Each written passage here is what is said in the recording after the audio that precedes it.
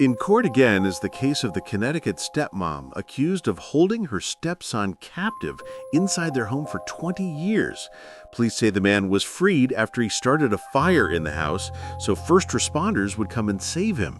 Kimberly Sullivan, the victim's stepmom, is now making bold requests in court, including demanding that her stepson's identity be made public, even though it has been protected in court records. His biological mother has called that request appalling. This is video of Kimberly Sullivan in court for a hearing in Connecticut where her attorney made several requests. Much of the story centers around the secrecy of what was allegedly happening inside the house on Blake Street in Waterbury. The judge is being asked to remove protections shielding the victim's identity, even though prosecutors say he was held against his will for 2 decades. Before getting into what happened in court, the story is revisited. Kimberly Sullivan was arrested in March after police say she held her stepson captive for 20 years. The case came to light when authorities responded to a house fire at her home on Blake Street in Waterbury, Connecticut in February. Body camera video shows her outside as officers ask who else is in the house, and she says her stepson is inside, along with 2 cats. First responders then carry a victim from the house to an ambulance. The victim is a 32-year-old man known publicly only as S, and when he was rescued, police say he weighed 68 pounds. He later said he started the fire to bring first responders to save him. Since being removed from the home he has been recovering, has changed his name, and the state wants his identity and location kept confidential. Weeks after the fire, on March 12th, Kimberly Sullivan was arrested and charged with assault in the 1st degree, kidnapping in the 2nd degree, and unlawful restraint in the 1st degree. The allegations about what S says Kimberly Sullivan did to him over 20 years are disturbing. S says he was 11 when Kimberly Sullivan pulled him out of public school in Waterbury, and he disappeared from the system, not being heard from again until firefighters responded to the home in February. He says school administrators and teachers reported concerns to the state, and DCF visited twice, but social workers did not remove him. According to S, Kimberly Sullivan kept him locked in a room for long periods, sometimes the entire day, fed him very small amounts of food, and gave him very little water. He said some of his earliest memories were sneaking out at night to get food and water, but once she discovered that, he was locked in the room. He recalls drinking from a toilet because he says he only received 2 cups of water a day. Police later released pictures showing extremely poor conditions in the home. After her arrest, Kimberly Sullivan filed a motion to be allowed to return to the home, and the court approved it, and she also asked to have her GPS monitor removed. More body camera video shows officers arriving the night S allegedly freed himself. They ask who is inside, and Kimberly Sullivan says her stepson is in the house along with 2 cats. S claims she locked him in a room sometimes for 22 hours a day, even 24 hours, with little access to food and water. Police body cam video shows S in an ambulance, but much of the audio is redacted.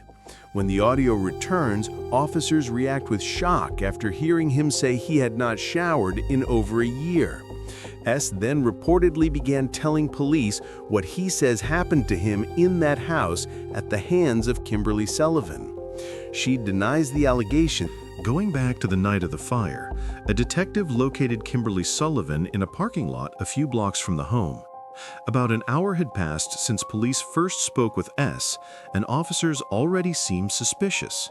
The detective approached her and asked what happened. Sullivan told him she believed the fire started because S's television caught on fire and that he woke up to flames. She claimed she was in bed upstairs when she smelled smoke and began screaming for him and tried to get into the room, but there were flames.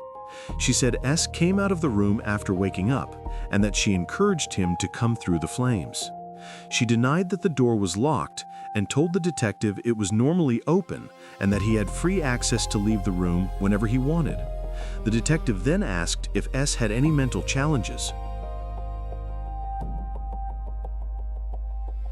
The audio cut out again as they apparently discussed Suh's mental health history, and when it returned, the detective began asking more specifically about Suh's movement in the home.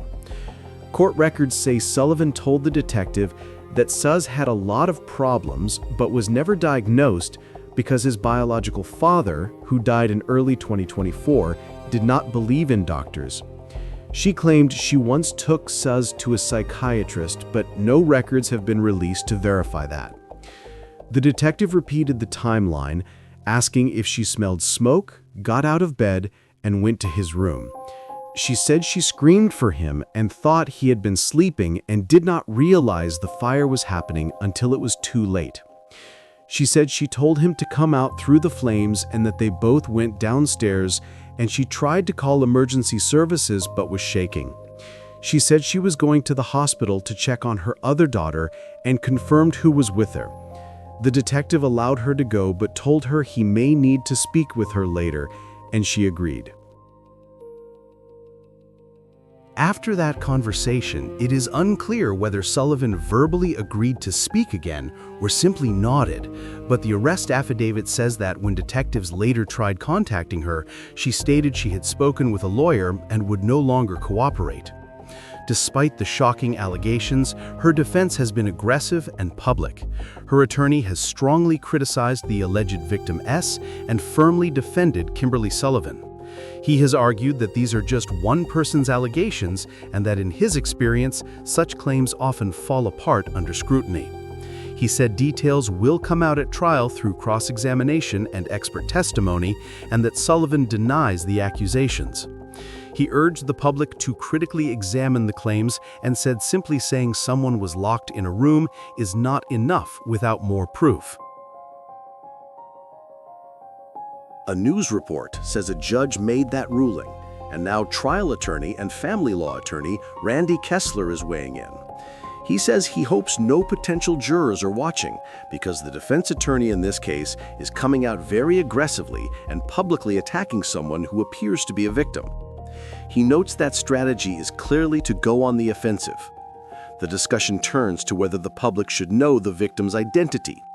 Kessler says there may be reasons in some cases for the public to know, because more witnesses or information could come forward. But in this case, the alleged victim is extremely vulnerable and may have serious health or mental health issues, so there is a need to protect him. He adds that the stepmother already knows exactly who is accusing her, so this is not a situation where the identity is being hidden from the defendant. She is fully aware it is for stepson. He says the defense strategy appears to be attacking the state and loudly insisting they need information while also publicly challenging the credibility of the alleged victim as a way to go on the offense. The defense seems to be pushing hard, as if trying to get the case thrown out. There's back and forth over medical records and discovery. The state says it needs more time to redact the records to protect the victim's personal information, while Kimberly Sullivan's attorney argues they need those records now to prepare for trial. The question becomes what is fair in terms of turning over information without delaying the case. Normally these situations are simpler, especially when minors are involved, but S's is no longer a minor. In many cases, the accused does not know the victim, but here the stepmother knows exactly who the accuser is. The defense wants the medical records because they are crucial to understanding the alleged abuse, whether there was starvation, denial of food or medicine, and the extent of physical harm. The attorney questions why the state would withhold medical records when everyone knows who the victim is anyway, and says delaying could give the defense grounds for appeal by claiming they could not prepare properly. He says if the state is legally required to provide the records, it should do so, because the defense is entitled to information showing whether the 68-pound weight was caused by abuse or a medical condition. The defense will need all relevant information to challenge claims that The defense argues that they need access to all records, and if they do not get them, they can later claim they did not receive a fair trial because they lacked necessary information. The attorney notes that if one defense strategy fails, they move to another, even suggesting the possibility that blame could be shifted to the biological father, who has passed away and cannot respond. The case has many layers. The alleged victim is 32 years old, and Kimberly Sullivan is accused of keeping him confined for roughly 22 hours a day since he was 11. The story shocked the public when it first broke. Sullivan's defense argues there were no locks on the doors and that he could have simply walked out. They also say the only physical abuse allegation is that she slapped him once. The question becomes what kind of restriction existed and how it will be presented in court. These cases can be complicated, and this appears to be one of them. A legal expert explains the prosecutors would likely argue that the victim did not begin as a grown 32-year-old with independence, but as an 11-year-old who could have been groomed, controlled, and conditioned over years.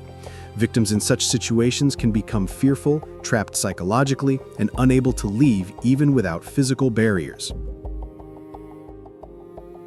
The attorney explains that even if a door is unlocked, a person who has been controlled and conditioned for years may still be too afraid to leave, similar to how a trained pet will not run outside even if the door is wide open.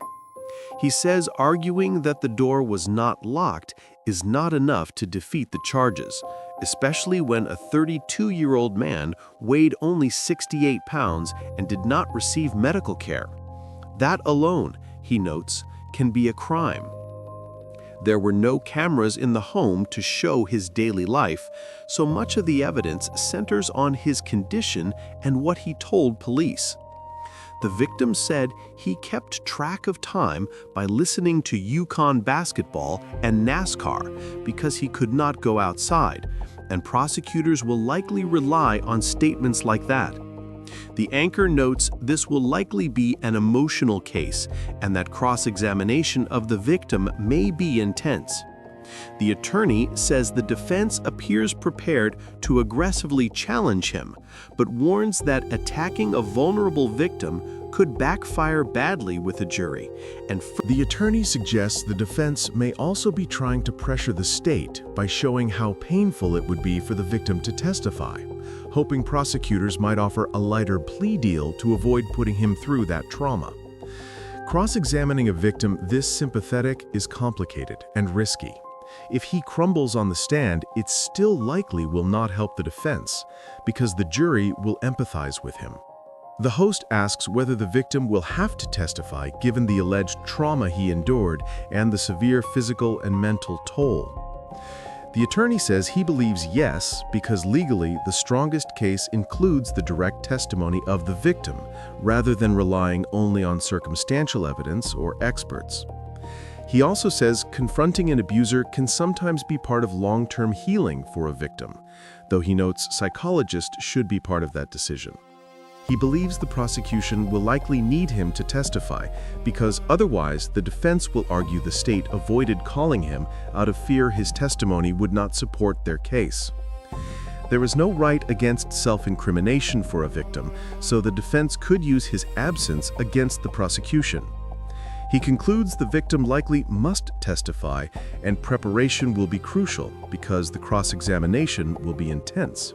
The host notes Kimberly Sullivan's attorney has been extremely aggressive in public and asks how defense lawyers plan for cross-examining a victim when responses can be unpredictable. The attorney explains that in civil cases, lawyers can depose witnesses beforehand, but in criminal trials, this is the first time the defense gets to question the victim, meaning they must be ready for anything.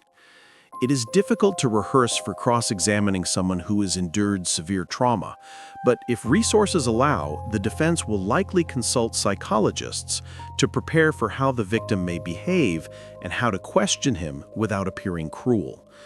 He says the defense must avoid making the victim even more sympathetic to the jury, so they will try to be polite and gentle and guide him into statements that raise doubt, such as suggesting he may be mistaken, his memory could be flawed, or the biological father may have been responsible and the stepmother tried to help. The defense needs to recover credibility and sympathy for the defendant, because if the victim's testimony stands unchallenged, the case could be effectively over for the defense. He says the defense may argue that the stepmother was also a victim who feared harm if she intervened, but ultimately, only S was there and knows what happened. He believes the state faces a tougher challenge preparing the victim for cross-examination than the defense does preparing to question him. No matter how much a lawyer prepares, cross-examination always involves reacting in real time to what the witness says. A skilled defense attorney watches the direct testimony, decides what to challenge, what to ignore, and then begins picking areas where they believe they can create doubt. He says the defense will get to observe and adapt, while the victim must recount everything first, then face questioning. He notes cross-examining a victim like this is intellectually challenging, but emotionally difficult, because no lawyer wants to aggressively suggest that a deeply traumatized victim is lying. The anchor points out that the jury will be anticipating that moment if the case goes to trial, and cause the case mind-boggling due to its complexity. The attorney says he has seen something similar once, a case where a child was allegedly locked in a bathroom for 8 years and abandoned at 18. But in that case, the parent he represented had no idea where the child was. He explains this similar case happened before the internet, when a parent could not easily track a child. That child was also emaciated, and the abuser eventually went to prison for many years. He says it feels like déjà vu seeing a case like this again, and wonders about the role of the other parent, noting the biological mother in this case was absent for years. He questions how a parent would not check in or become curious about their child's well-being, especially today when information can be found so easily online. The anchor notes the case is complicated, and time will tell if it reaches trial. The interview ends with thanks to the guest, and the show concludes.